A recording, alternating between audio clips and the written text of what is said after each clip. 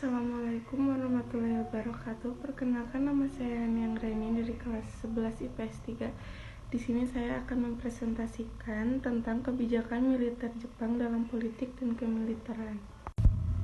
Kebijakan Jepang di bidang politik adalah melarang, membubarkan, dan melarang aktivitas semua organisasi politik yang bukan dibentuk oleh pemerintah Jepang. Kebijakan Jepang di bidang politik adalah melarang, membubarkan, dan melarang aktivitas semua organisasi politik yang bukan dibentuk oleh pemerintah Jepang.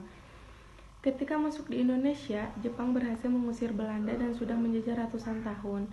Oleh karena itu, masyarakat Indonesia pada awalnya percaya dengan inisiatif Jepang.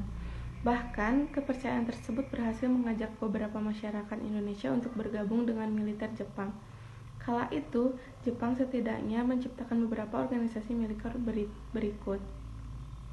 Nomor 1, Heiho, pasukan pembantu prajurit terdiri dari angkatan darat dan laut dan ditegaskan membantu Jepang dalam perang. Orang-orang yang masuk organisasi militer ini diajarkan dengan cara menggunakan senjata tang, mengemudi, dan artileri. Nomor 2, pembela tanah air, bisa disebut dengan PETA. Organisasi militer ini sebenarnya tidak dibentuk oleh pihak Jepang, melainkan Gatot Mangunpraja nasionalis yang memiliki keterkaitan untuk membantu Jepang. Organisasi ini terdiri dari 5 tingkatan, yakni Daidancho yang bisa disebut Komandan Batalio, Chudancho Komandan Kompi, Sudancho Komandan Pleton, Budancho Komandan Regu, dan Gyuhe prajurit sukarela. Selain dua organisasi militer di atas, ada juga organisasi semi-militer yang terdiri dari Gerakan 3A, Pusat Tenaga Rakyat, Putra, dan Jawa Hokkakai Kebaktian Rakyat Jawa. Jepang pernah menduduki wilayah Indonesia mulai tahun 1942 sampai 1945. Ketika masa penduduk tersebut, Jepang menerapkan beberapa kebijakan untuk mengatur kehidupan di Indonesia.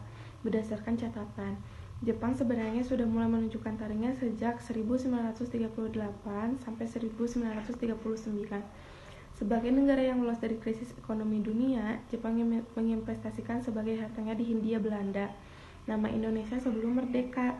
Namun, kesadaran Jepang akan perbedaan sekutu dalam Perang Dunia Kedua membuat pihak berpikir untuk menguasai tempat investasi.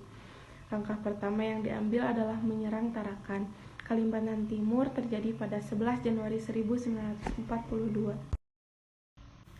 Kebijakan Jepang pada masa penjajahan. Setelah resmi memperoleh kekuasaan di Indonesia, Jepang menerapkan berbagai kebijakan untuk mengatur kehidupan masyarakat.